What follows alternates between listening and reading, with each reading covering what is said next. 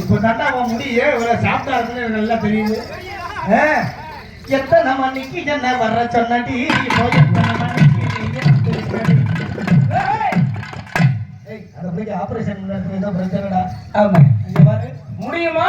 தாங்கி தாங்கி வரல என்னடா சார் முடிஞ்சா பார்ப்பேன். தலையை விட்டு ஆட்டிடுவேன். தம்பி தம்பி இதுதான் ஆண்டவன் அளந்து வச்சிருக்கிறான். ஆமா பெரியவங்க என்ன சொல்லியிருக்காங்க?